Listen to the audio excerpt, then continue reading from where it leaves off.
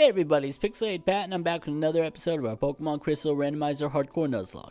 Today in the agenda, the mission is to continue our covert operation by gathering the resources and intel we need to take over Goldenrod City. Naturally, this means questioning local trainers on the way to some encounters. As I'm sure you can tell by the screen, I decided to substitute Kathy for Birdman so she could get some time to shine. Without further ado, let's get on with the episode. Right away, we're faced with a pretty tough battle when this picnicker sends out the bear from the Revenant. After taking a pretty significant amount of damage, I switch from Kathy to Paulina, who instantly takes 5 hits from Fury Swipes upon entering the battle. From there, I take the risk of submission, and we're able to take it down and avoid spending half the movie recovering from various wounds. Next on the board, we have an Ariados who falls with ease to the might of Athena, only to be met with the pseudo-legendary Tyranitar the very next round. From there, we pivot over to Kathy to see if she can deliver in her first bit of action in the spotlight since Violet City. After losing a significant amount of health to 2 consecutive bites, we respond well with a critical hit on Water Gun. After he uses the next turn to set up Sandstorm, our second Water Gun takes him to the red, but we're ultimately forced into a switch when Kathy flinches on the very next turn. From there, we simply pivot over to Paulina and take Tyranitar off the board. The very next trainer absolutely destroys her boyfriend, saying he's weak, but we counter her argument by saying that he has a Tyranitar. Clearly offended by our argument, she tries to light us on fire with her Flareon, but Kathy is there to douse the flames. Next on the board, we take out this Parasect with Athena, this Farfetch with Static, and this Persian with Laxus. The next 2 trainers are easy pickings as well, KOing this Weezing, Ghastly, Tangela, Smoochum, Slowpoke, and Phanpy. After watching us bully our way through the route, the police officer decides to intervene just for me to bully Sandslash and Aipom with Laxus. From there, we go for the encounter, but wind up running into the Bugcatcher instead.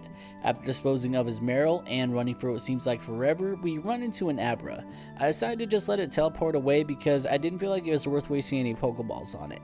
Then after that, we pick up the TM for Guillotine, and we knock out the Spurtkeeper's Murkrow and Octillery with Static and officially sweep up this section of the route. Next on the agenda, we head over to Route 36 where we take out this Pidgeot and get the Firestone trainer's phone number. Whether or not we get a Pokemon capable of evolving through a Firestone, it'll still help having something I can sell.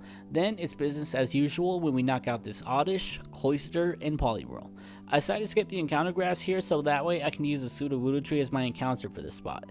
From there, we head right into the National Park encounter where we run into a Primeape. After putting it to sleep and nearly KOing it, we add it to our growing roster of Pokemon, so everybody welcome Yajirobe to the team. Then, after the obligatory National Park item sweep and on our way to the next trainer, we run into a Vulpix, and I was instantly bummed out that this wasn't our encounter because we have absolutely zero access to fire type attacks at this moment. Then after that, we bully a Clefable and Jigglypuff with Paulina, but this Magmar decides to bully us in return when it takes down a significant amount of Kathy's HP.